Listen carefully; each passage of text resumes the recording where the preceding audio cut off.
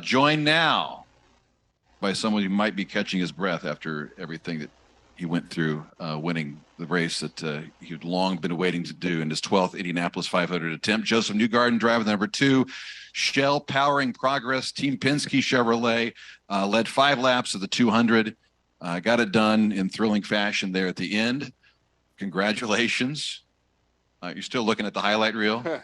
I've seen it. You visiting the stands, which no one saw coming. So congratulations. Thank you. You'll have to bear with me. I feel take it in if you want. I feel emotionally depleted. I really do. Obviously I've never had the honor of winning this race. I was in awe of sitting next to my boss, Roger Penske, and realizing this is his 19th. So it was very special. Just to win this race is almost it's undescribable. I think, being at this event is undescribable. Someone has to come and see it and be a part of it to really understand what it is all about. And I've always wanted the honor to win this race because I wanted to go in the crowd if it was ever possible. Because I know what the energy is like here in Indianapolis. And so to me, it was an unbelievable finish to be able to be here with the team and do that. And I'm a little out of words, so I apologize that I'm running out of steam here, but it's been a lot. Josef, again, obviously delivered. I'm just reading through some numbers here. I'm going to throw it out there. Obviously, the 19th for Team Penske, first American to win since Alexander Rossi back in 2016, and of course, here's one for you: the first Tennessee native to win the Indianapolis 500. Oh, so cool. You got that going for you. Open up for questions for 2023 winner of the Indianapolis 500, Josef Newgarden. We'll start with Bruce Martin from NBC. Josef, when you were growing up, all those years that you and your dad drove up from Nashville to go to Newcastle to race go-karts, you had to either go through Indianapolis or around it.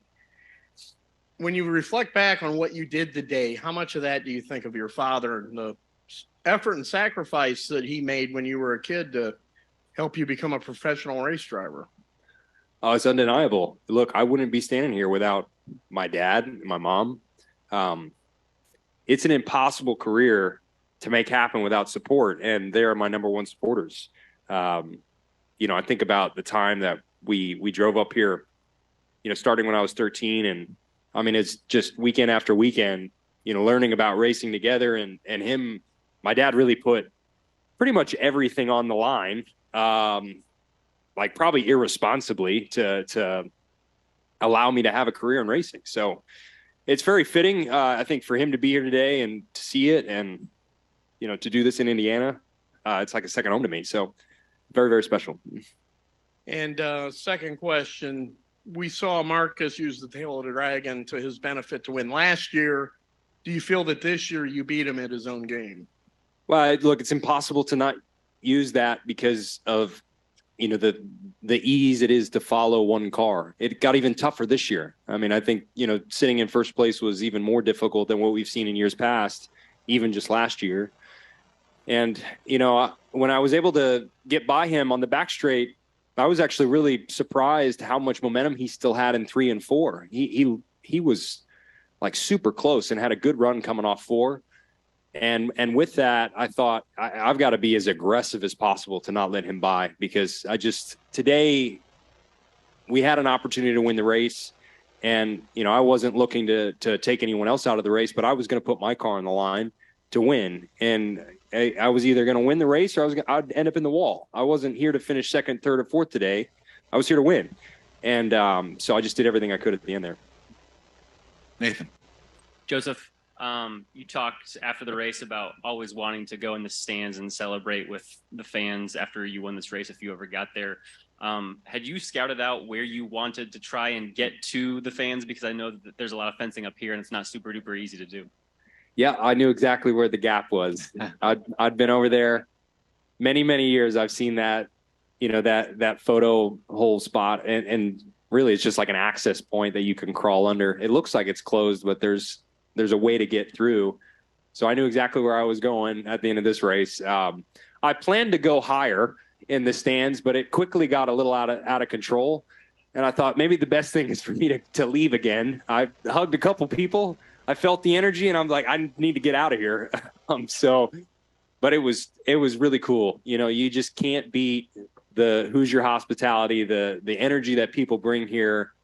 It is second to none when it comes to a sporting event. And I've always known that, you know, having the privilege of being here many, many years and seeing it. And I just wanted to be a part of it. It was always something that would be a dream come true to be able to do that. You've obviously been waiting 12 years to finally capture this win. Roger has been waiting 3.5 years since he bought the Speedway to try to win this race as a track owner and a team owner. Do you have a sense of just kind of what this means for this whole organization that's been waiting for another one of these?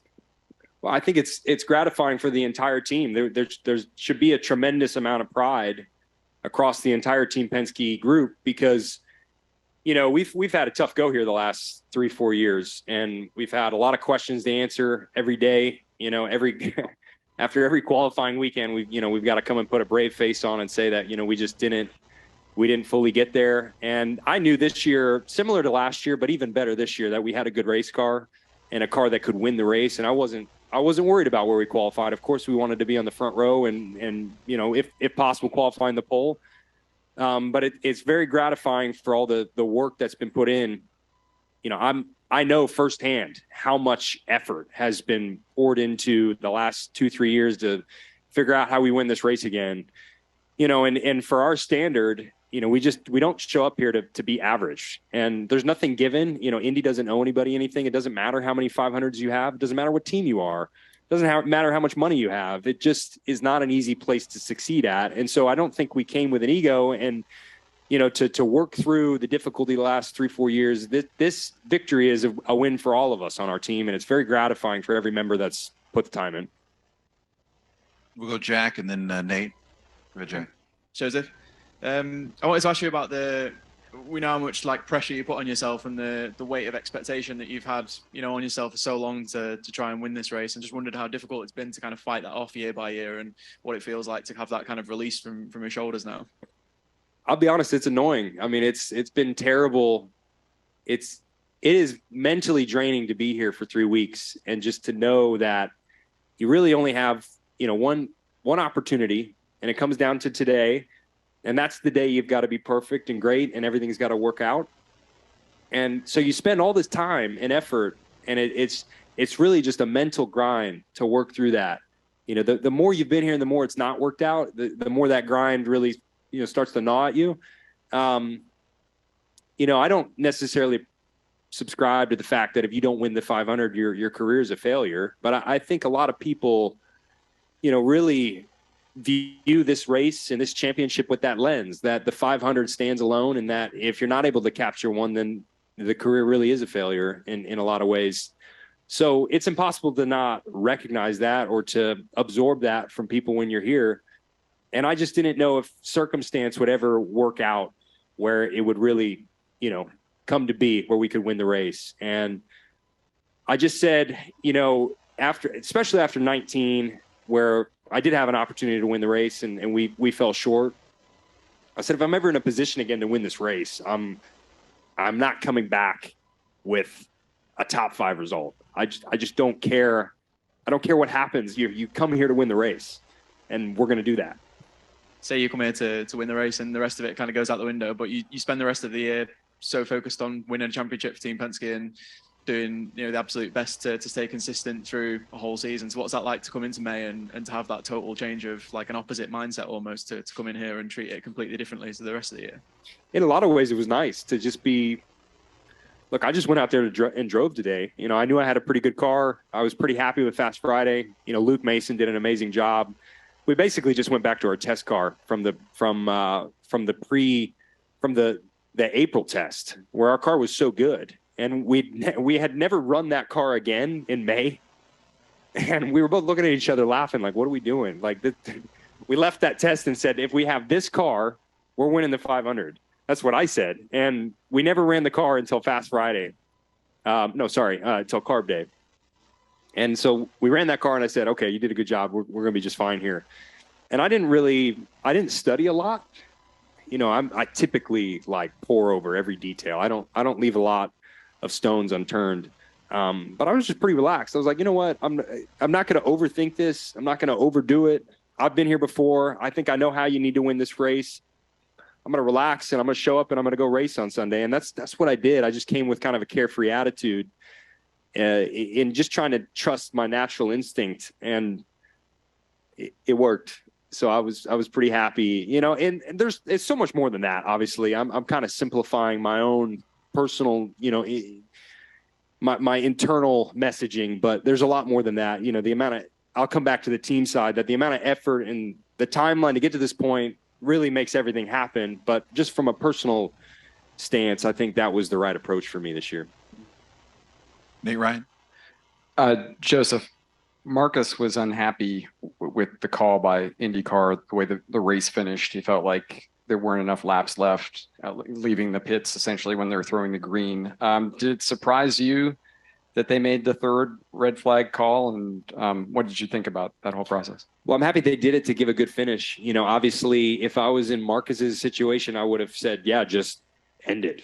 That's great. I've got to the line, and they're not going to go to I've also been in a lot of races where you get ahead of somebody like that and the yellow just comes out and you're going back to the timing line of turn 4.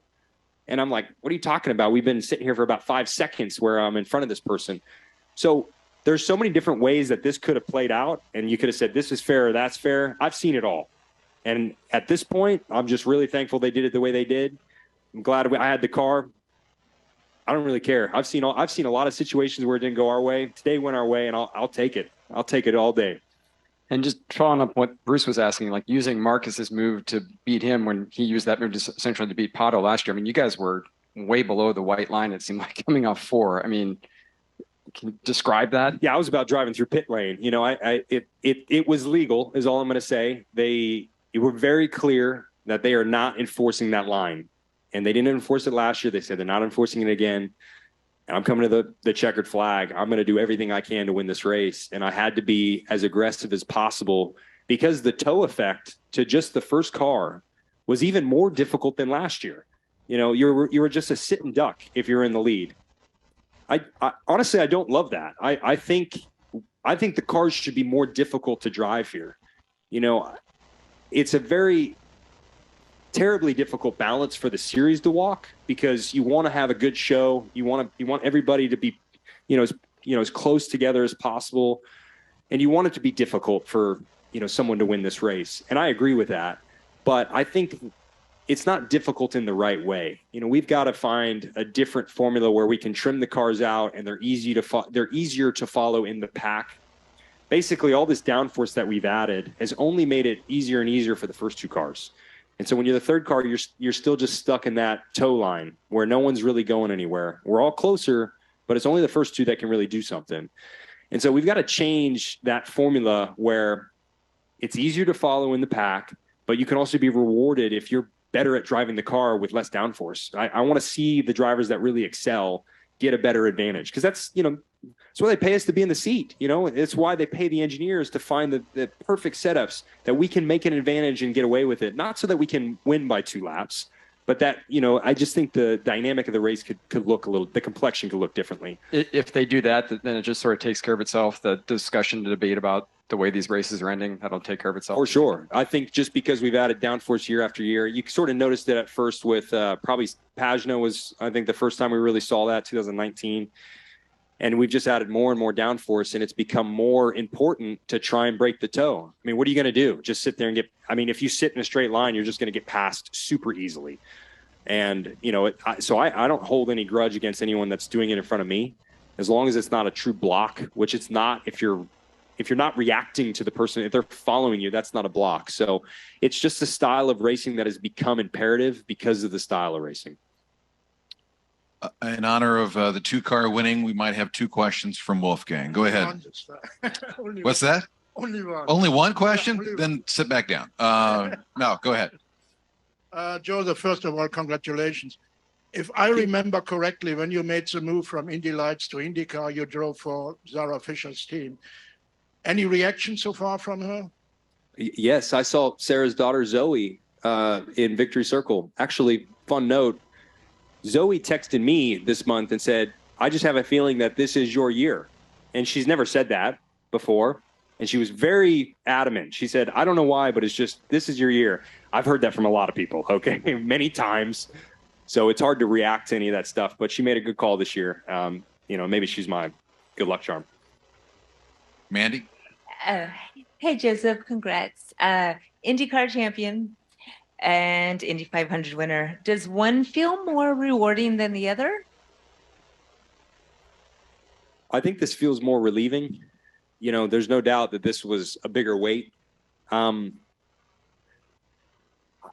think I'm still in the camp that the championship is tougher. In a lot of ways it is, because there's so much more that goes into it. This is the single most difficult race in the world to win. I'll stand by that. There's no doubt. If you're looking at a single event, you cannot beat the difficulty of the Indy 500.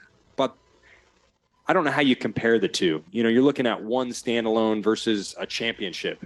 And putting a championship together, I think, is very, very difficult. You really see the best rise to the top. You see the best team, the best pit stop performance. They consistently, it adds up over a year. And it's very difficult to do that. So they felt very different. I just don't know that I classify them as different things. And I think internally I feel differently about them. Do you feel like a more complete driver now that you've won both? I mean, I don't. I'm going to be honest. I don't feel different. The only thing I feel is the weight, of what everyone else wants to put on you, because they think the Indy 500 has to be won. I mean, I think about all the drivers that probably should have won this race that never won it. And it doesn't make a difference whether they won it or not. Their career is still fantastic. It's more just a shame that it didn't work out for them. And that's really how I feel about the event. I'm not here to take anything away from it, but I don't like looping it into the category that you have to have it to be complete. I don't feel differently as a driver because today happened. I just feel less weight. And we have a lot of hands raised. We'll get to as many as we can. Chris, and we'll ping pong back and forth. Go ahead, Chris. Two questions. First of all, in 2016, when you finished third, your post-race interview, despair, frustration, and all that. Today with the elation, could you elaborate a little bit on how one place can invoke such a wide range of emotion in one person over the course of their chosen career? Absolutely. There's no denying that Indianapolis, this is the most difficult motor race in the world to win. It's the pressure that builds this entire month. You have so much time to potentially get it right, and it comes down to really one day to be perfect. You can have a good qualifying, you can have a good fast Friday, you can have a good carb day. If you're not good on race day, it's all for nothing. And so that's what makes Indy so terribly pressure filled, but terribly difficult too. And I think that's what has made it special today to win it. I just feel overjoyed for the amount of work that we put in this month. And on the flip side, when you don't win it, that's what makes it so demoralizing. You pack up, you say, we lived here for 3 weeks and we put everything we had into this and it didn't work out. And it just breaks your heart. It breaks your heart. It's broken my heart every year. And so I just feel amazing now that it didn't break my heart this year. And my last one, you mentioned earlier about the sacrifices that your parents made to get you here, possibly irresponsibly. Just what made it that way growing up, that they sacrificed that much?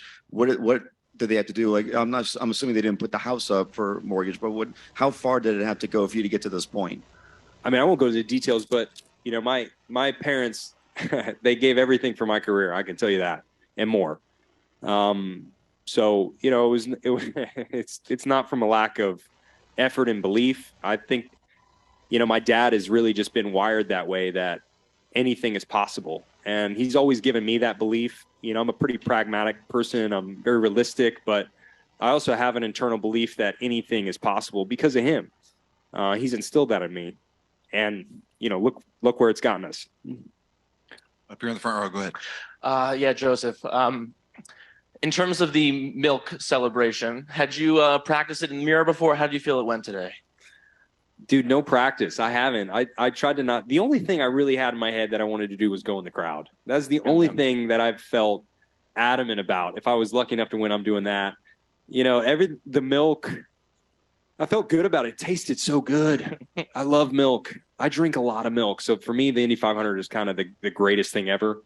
You know, other people might not like to get milk after, like that's the choice I would have made too. I loved Louis Meyer. I love that he threw that up there as a tradition. I'm a big milk guy. Second question. We spoke a couple months ago, and Scott McLaughlin said that your love language is finance.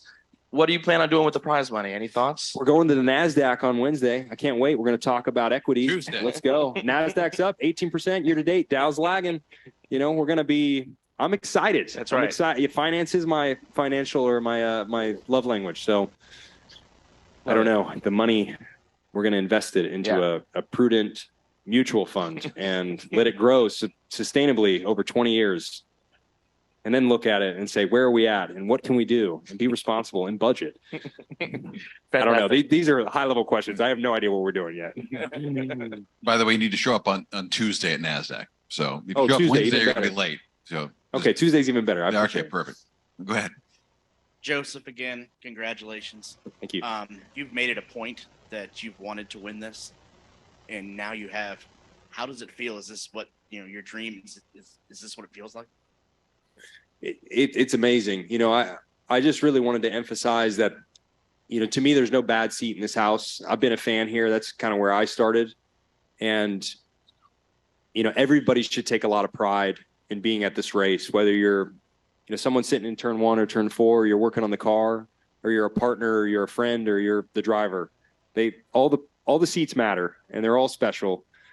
And I genuinely mean that. We all make the energy that this event is. So I just feel incredibly lucky to have been, able to be here for 12 years and drive this race and try and win it, and to win it with such great partners like Shell, and especially the messaging they've had this year. It's been, it was really fitting to drive this car, this Shell car this year with that livery and the powering progress message that they have. And we're all running Shell fuel this year. It's all, sustainable fuel. It's a very big deal for this series. And so, yeah, I'm just elated. I don't know how to put it more into words, how special it is, to have an opportunity as a driver here. Time for a couple more. Bruce, go ahead. Tim Cindric talked about the importance of getting an Indy 500 victory with Roger Penske as the track owner. How important was that to you? Yeah, I don't think it, honestly, it doesn't matter the circumstances at Indy. Indy is just special. But there is, of course, another layer to that with RP now owning the track. I mean, to see Roger and the family and the amount of work that he's put into this place has been, impressive to witness. Very, very impressive. And I think you really noticed that with everyone that was here, that they appreciate the event and they appreciate how much he loves the tradition of the Indy 500. This team was built off the Indianapolis 500. Roger came here, and this is what brought him into the world of racing and has built this whole Penske Corporation. So I think it's so fitting that he is the custodian of this track and elevating it to a new place. And, to win for the first time that now he owns it is definitely more emotional. Very, very special. And when he won in 2019, his 18th victory, he said his goal was to get to 20. Now that can happen next year. How important would that be for either one of the three drivers? Well, that's what I said. I put my hand on his shoulder in victory lane. I said, now we got to get 20. And he was the first to go, absolutely. He didn't even take a breath. He was ahead of me in the thought process, as you know. So, he's eyes forward. It will be important. We need to come back. There's still areas we can be better. And so we'll go and analyze after this weekend and see where we can improve. But we'll come back ready to fight and get number 20 for him. Go ahead, and then we'll go Timmy May.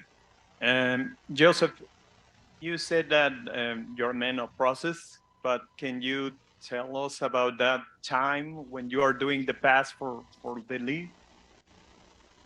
Well, it was a good position to be in. I think second or third was a good start or a good position to be in on the restart, particularly with only one lap to go. That's where you want to be.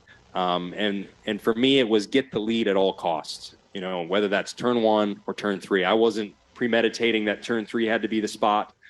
If I had a little better jump, I probably would have passed Marcus in turn 1, and maybe that wouldn't have been right, but I think you have to go at the first opportunity because of the potential for the yellows. I mean, we had a yellow come out for that second red flag, and we didn't even get to the start finish line. So you just don't know what's going to happen. And I think it's the mentality of getting the lead at all costs is where you have to be. And if it doesn't work out, if a yellow does come out when you're not in the lead, or something goes wrong, then that's okay. But I think that's the right approach to try and win the race.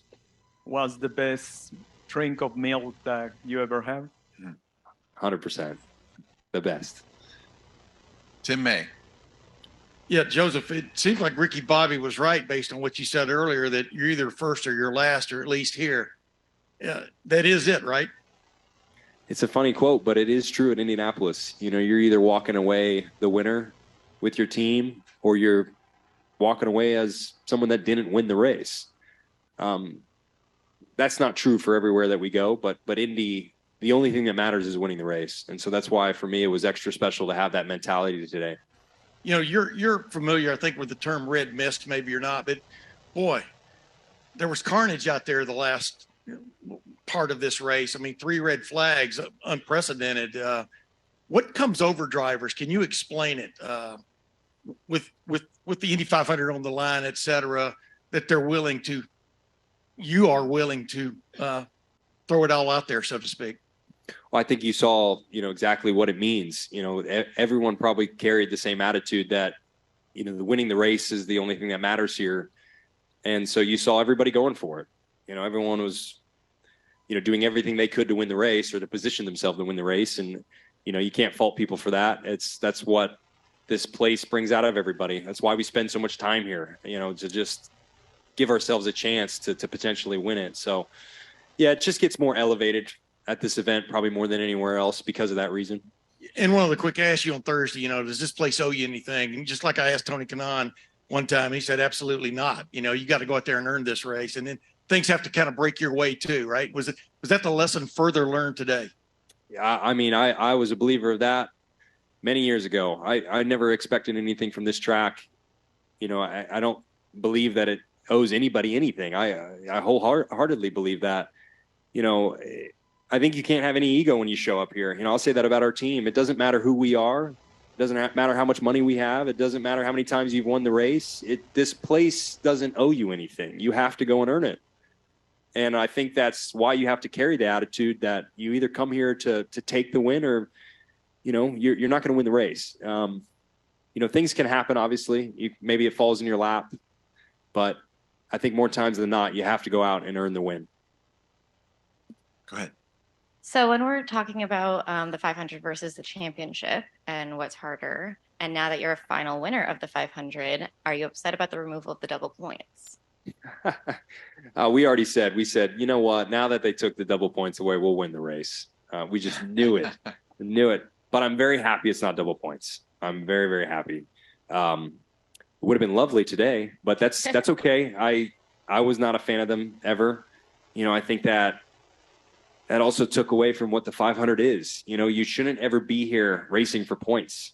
It's the Indy 500. You're running for the win. That's, you don't leave 5th here and go, we had a good day, we finished 5th, we got good points. That's not how it works. You got to put everything. I'm not saying you got to be reckless and wreck people, but you have to give everything to win this race. And so, yeah, probably bittersweet about the points, but I'm happy the way it is. I think it was the right call to go back to single points. We'll take a couple more. And Tim Harani, I see you on Zoom too, so stand by, Tim. Tucker White, SpeedwayMedia.com. From one volunteer to another, congrats. Thank you, brother. Thank you.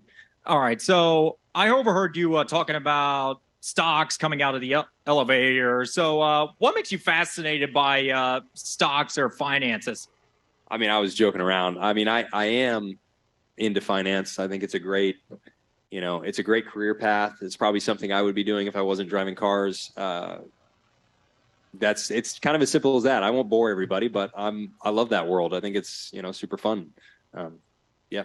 And do you own any stocks? I do. I carry equities. Yep. I have many positions.